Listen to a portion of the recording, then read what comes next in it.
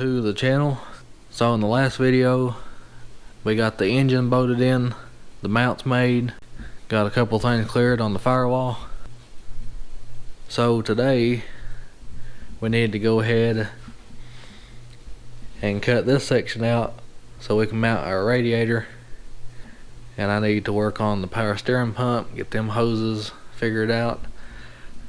I got to make a mount for the reservoir because I'm going to probably mount it right through here, and then I got to start running some of this wiring, get the fuel lines connected. So there's still quite a bit to do. Alright, so let's get started. So here is the radiator I picked up from Summit Racing. It's a 19 by 24. It's all aluminum.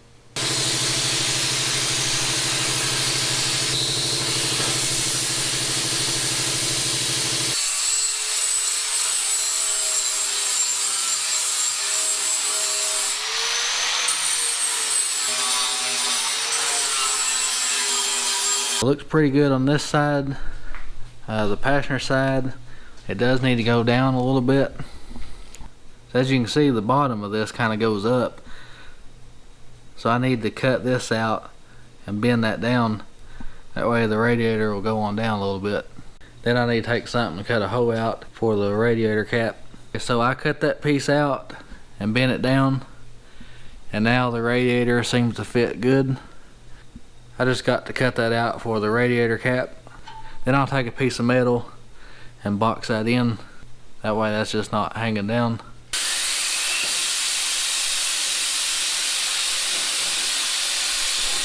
It looks like it fits pretty good. Got plenty of room to get the radiator cap off. So now we need to see about making some mounts for the radiator. I've got this piece of aluminum and I've got it bent. And that radiator, there's a little bit of room up in there. So I've got two holes drilled out on top of the radiator. And then I'm going to use two of these bolts that used to be on the old fan shroud. So that's what I'm going to do on the top part.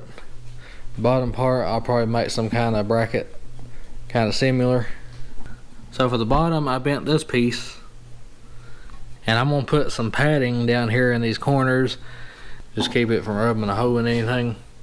Right here is what I was talking about that I drilled out on top of the radiator. I also done the same thing for the bottom. So the radiator is now bolted down. So it's in there pretty sturdy.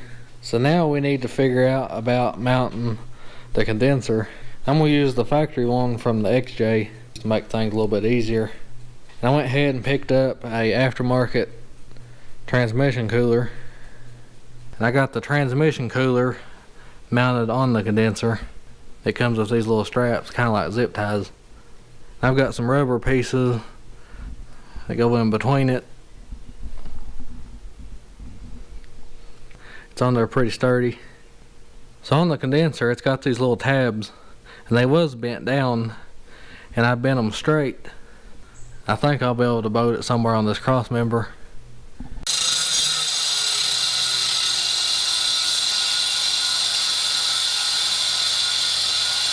So I'm going to bolt this bracket right there on top, but then I'll bend it over. That way I can bolt to the cross member.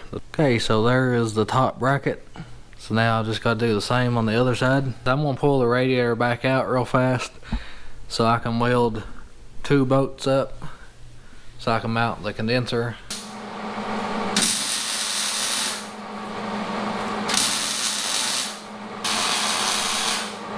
Now we got two spots to mount our condenser at the bottom. So one more thing I got to do to the radiator is I got to install the electric fan.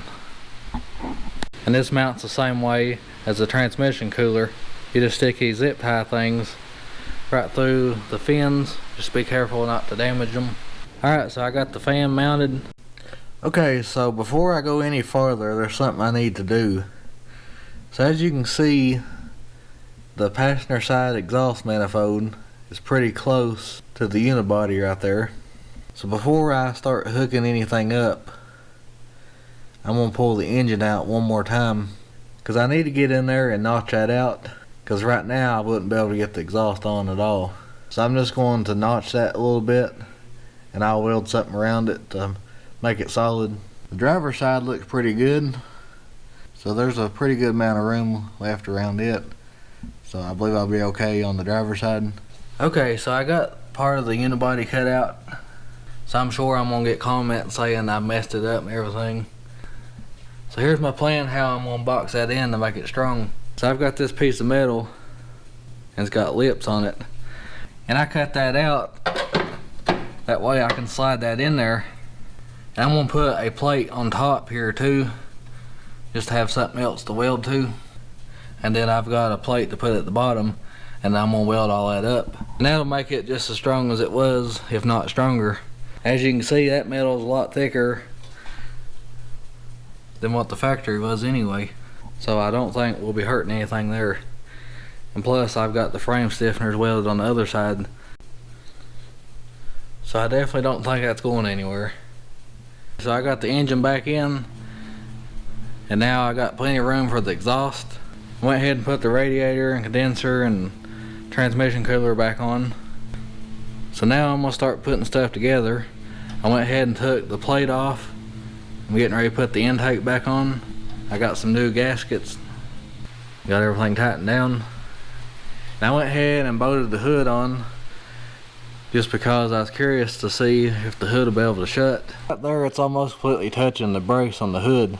So I think what I can do is I can cut this brace out and then box it in, and that should leave plenty of room. And also still got to put the cover over the engine. It pretty much sits completely flat, so I think as long as I cut that brace out, we should have enough room to shut the hood. Now that we got everything in place where we need it, now I'm gonna go ahead and start plumbing stuff.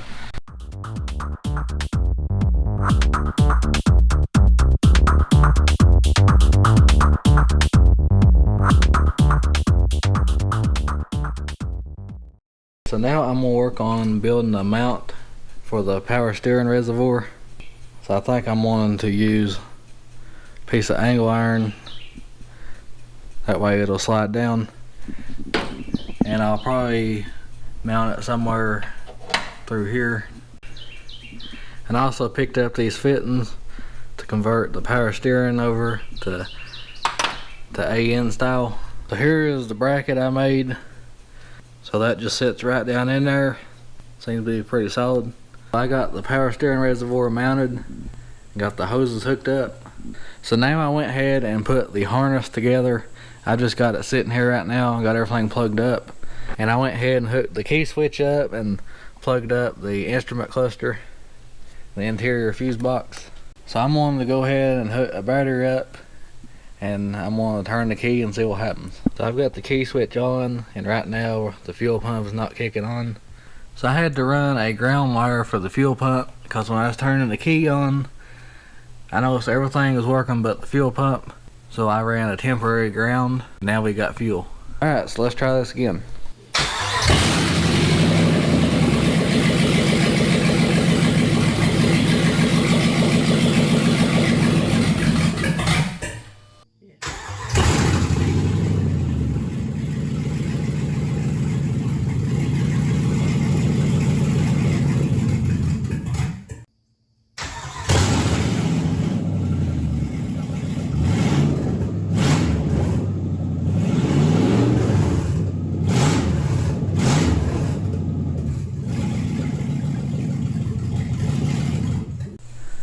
Now that the engine's running,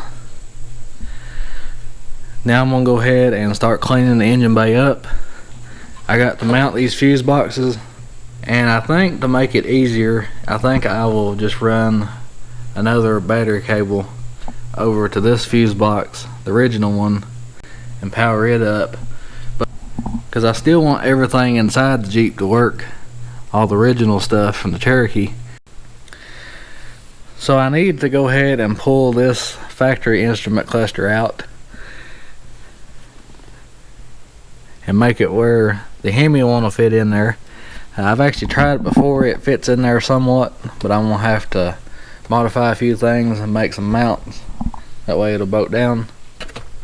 I may have to trim these top tabs off to make it work. Then the interior fuse boxes, I've got to figure out somewhere under the dash to mount them.